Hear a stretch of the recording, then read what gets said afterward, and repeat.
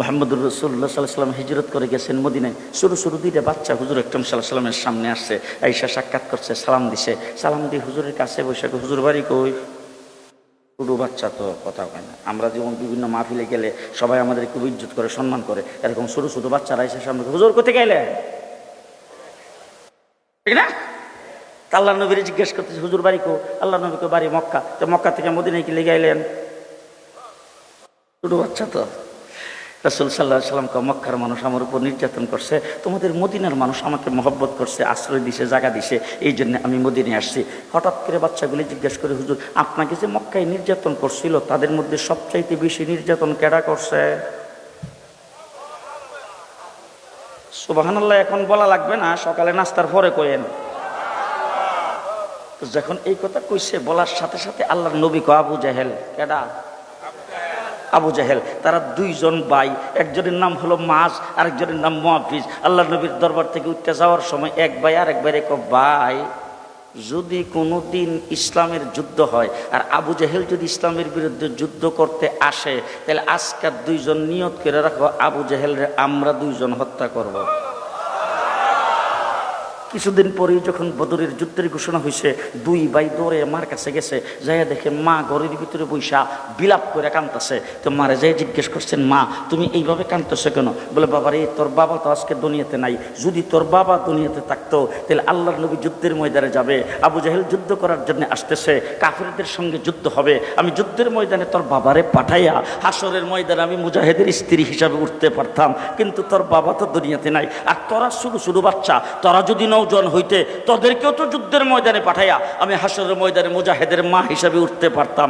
আহা, তোরাও তো নওজোয়ান না, আমি কি দিয়ে যুদ্ধের ময়দানে সাহায্য করব? এই জন্য আমার বুক ফাটা কান্না আসতেছে। দুইটা বাচ্চা মায়ের চোখের পানি মুছে দিয়ে মাকে ডাক দিয়ে বলে, মা আমরা আল্লাহর নবীর দরবার থেকে যুদ্ধের ঘোষণা শুনে আসছি, আমরা দুই ভাই যুদ্ধে যাব। মা ডাক দিয়ে বলতেছেন, বাবা কও কি, তোমরা দুই ভাই ছোটো বাচ্চা, এই ছোটো বাচ্চা তো যুদ্ধের ময়দানে কোনো কাজ করতে পারে না, বাবা তোমরা যাই এত যুদ্ধের ময়দানে মানুষের ঠেঙ্গের শিবার মধ্যে পড়ে থাকবা, তোমরা যুদ্ধের ময়দানে যাইতে পারবা না। বাচ্চা দুইটা ওইটা মা আমরা বয়সে ছুডু, দেখতে ছুডু, কিন্তু আমার আল্লাহ কি ছুডু? অনুমতি দেওয়ার মালিক আপনি, অনুমতি দেন, যুদ্ধের ময়দানে গেলে শক্তি দেওয়ার মালিক আল্লাহ। এই কথা কইছে, মা খুশি হয়ে তাদের দুইজনকে বিদায় করে দিছে। আল্লাহ নবীর দরবারে মসজিদে নবীর সামনে যখন গেছে, দেখে যে কানা খোরা আতুল লোলা সুডু বাচ্চারা লাফাইতে লাফাইতে যুদ্ধের ময়দানে যাওয়ার জন্য সেখানে যে উপস্থিত হয়েছে। আল্লাহ নবীকে সব বনাশ হয়েছে রি, এরকম দালাউভাবে তো যুদ্ধের ময়দানে নেওয়া যাবে না। কথা বুঝলেন না? এটা তো যুদ্ধের ময়দান, এ তো মসজিদের ভিতরে বৈশা তসবি জফা না, যুদ্ধের ময়দানে যায় তো যুদ্ধ করতে হবে। রাসূল ডাক দেখো, সবাই কাতার সোজা করে দাঁড়াও, একজন একজন করে মাপ দিয়া চেক করে নেওয়া হবে। যেই রাসূলের কথা কইছে, এক ভাই আর এক ভাই দরাটা খেয়ে গেলাম রে, কারণ ভাবছিলাম যে সকলের মাঝখান দিয়া আমরা কোনো রকম সবাই সাথে সিফা সাফা দিয়ে চলে যাবো, এখন যদি চেক করে তাইলে আমরা ছোটো বাচ্চা আমরা দেখি নিব। তখন দুইজন যখন কাতার ধরে যখন সবাই দাঁড়াইতেছে, ছোটো ভাই বড় ভাইরে ডাক দেখো, ভাই তুমি আগে কারো, আমি একটু দূরে কারোই। দুইজন কাতারের দুই পাশে দাঁড়াইছে। আল্লাহ নবী চেক করতে করতে একটু সামনের দিকে যায়, দেখে 10 বছরের একটা বাচ্চা।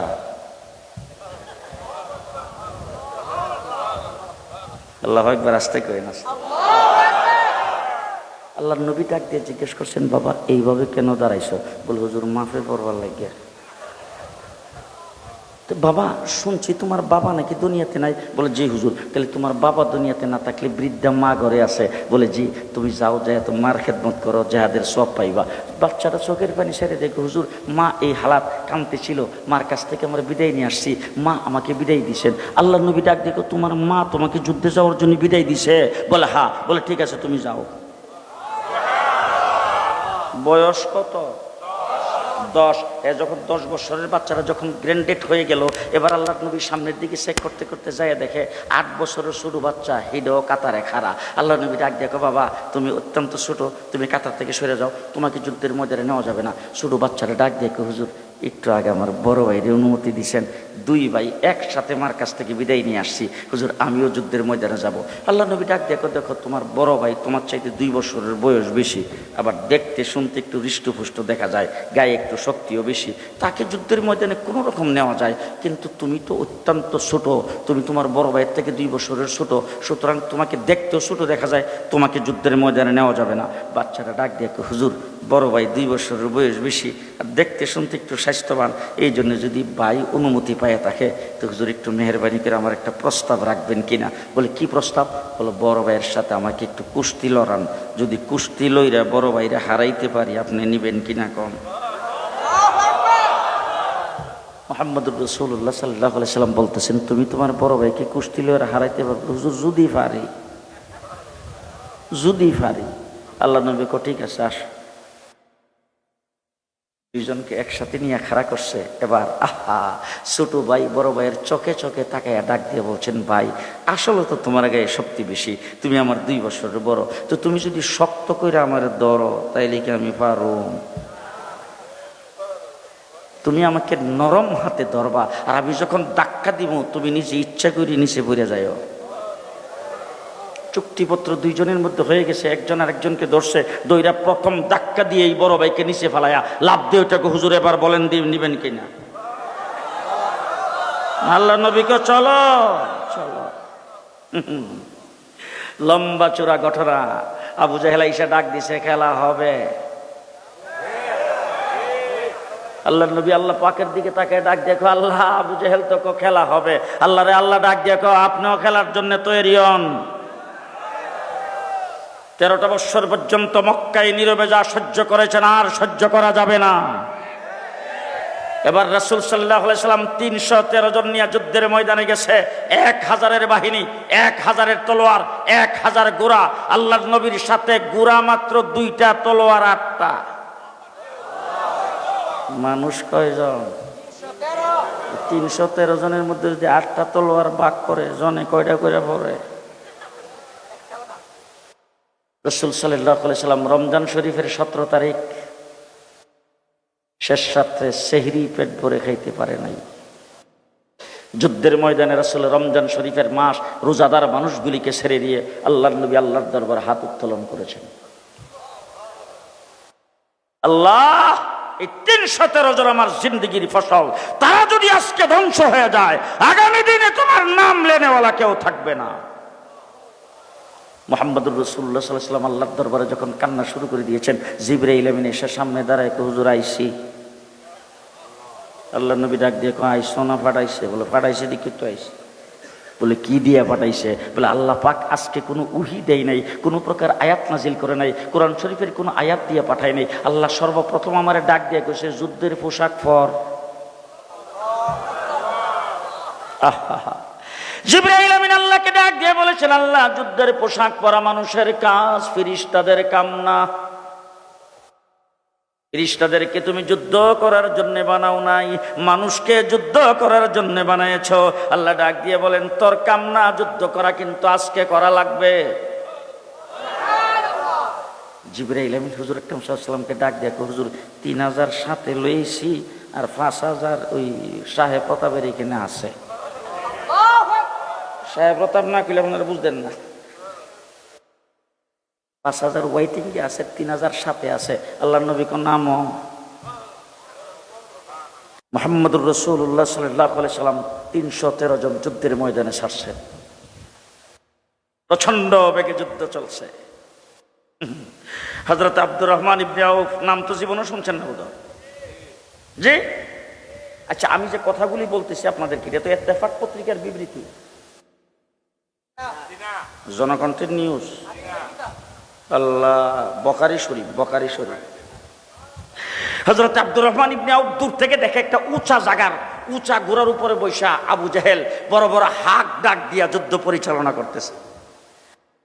এইখানে মনে মনে ভাবতেছে, যদি সুযোগ পাই। হযরত আব্দুর রহমান ইবনে আউফ মনে মনে কি ভাবতেছে? যদি সুযোগ পাই। তবে আবু জাহেল যেহেতু 1000-এর বাহিনীর সেনাপতি, তার কি বডিগার্ড নাই? হ্যাঁ, তা আমি একা যদি তার উপর আক্রমণ করি, বডিগার্ড আমার ছেড়ে দিব? সুতরাং আক্রমণ করার জন্য শক্তিশালী কয়েকজন মুজাহিদ পাশে নিয়ে একসাথে হয়ে আক্রমণ করতে হবে। এই জন্য উনি ডাইনে বামে তাকাইছে, শক্তিশালী কাউরে দেখে কিনা ইশারা দিয়ে ওনার সঙ্গে দলটা বাড়ি করবে। এমন সময় দেখে দৌড় দিয়া দুইটা বাচ্চা এসে ওনার সামনে দাঁড়ায়া ওনার চোখে চোখে তাকায়, চাচা আবু জেহেল সাহেব রে চিনেন? হযরতে আব্দুর রহমান ইবনে আউফ ডাক দিয়ে কব, বাবা আবু জেহেল দিয়ে তোমরা কি করবে? বলে চাচা যদি চিনেন তাইলে আমাদেরকে একটু দেখাই দিয়েন, আমরা বাড়ির থেকে দুইটা নিয়ত করে আইছি। কয়টা নিয়ত? দুইটা। এক নম্বর নিয়ত হইল আজকা আমরা দুই ভাই আবু জেহেলকে জাহান্নামে পৌঁছাবো, এক নম্বর। আর যদি এইটা আল্লাহ পাক আমাদের দ্বারা কবুল না করে, দুই নম্বর নিয়ত করে আসছি আমরা দুই ভাই আজকে জান্নাতে প্রবেশ করব। বাস, হয়তো আবু জেহেল জাহান্নামে যাবে, নাইলে আমরা দুইজন জান্নাতে। দুইটা নিয়ত করে আসছি। হযরত আব্দুর রহমান ইবনে আউফ, বুখারী শরীফে আসছে, আব্দুর রহমান ইবনে আউফ আঙ্গুলের ইশারায় দেখাইছে, ও যে দেখা যায় এইটাই আবু জেহেল। দেখাইতে দেরি হয়েছে, বাস পাখির মতো দুইটা বাচ্চা আবু জেহেলের উপরে ঝাঁপাইয়ে পড়তে দেরি হয়নি। এবার দুই ভাই যে আক্রমণ করছে, মারব গার, কোন গার ছিলেন তো, গারে মারবে। এখন ওই শুরু তো বাচ্চা আবু জেহেল উষা গোড়ার উপরে বসা, আবু জেহেল মানুষটাও কিছু উষা ছিল, তো এখন ওই তলোয়ার দিয়া লাগাল পায় না। এক ভাই আরেক বাইরে ডাক দেখো, ভাই এইভাবে ফালান যাইতো না, ঘোড়ার ফাউডে কেটে দে। বুঝে না, এইভাবে ফালান যাইব না, ঘোড়ার ফাউডি কেটে দে। দিছে গোড়ার ফাও কেটটা, আবু জাহেল গোড়া সহ নিচে পড়ে গেছে। উপর চুপুরি কোবানি, উপর চুপুরি আক্রমণ দুই ভাই শুরু করেছেন। হযরত আব্দুল্লাহ ইবনে মাসউদ দূর থেকে দেখা দৌড়ে এসে বুকের উপর সোয়ার হয়ে কেল্লাটা কেটে নিয়েছেন। কাকে বলে আশিকে রাসূল? কাকে বলে আশিকে রাসূল? দুই ভাইয়ের এক ভাই আবু জাহেলের ছেলে আকরামা, আবু জাহেলের বডিগার্ড, তখন ইসলাম কবুল করে নাই, পরবর্তীতে সে ইসলাম কবুল করেছে। আকরামা এসে পেছন দিক থেকে আক্রমণ করেছেন। এক ভাইয়ের হাতটা পুরাটা কেটে গেছে, সামান্য একটু চামড়া লেগে আছে। আবু জাহেলকে হত্যা করার পরে যখন সামনের দিকে যুদ্ধ করার জন্য দৌড় দিয়েছে, তখন দেখে হাতটা নিচের দিকে লড়লড় করে। এটার জন্য দৌড় দিয়ে যুদ্ধের ময়দানে অসুবিধা হয়, এর জন্য নিজের হাতটাকে নিজের পায়ের নিচে রেখে টান দিয়ে ছিঁড়ে ফেলে যুদ্ধের ময়দানে রওনা হয়।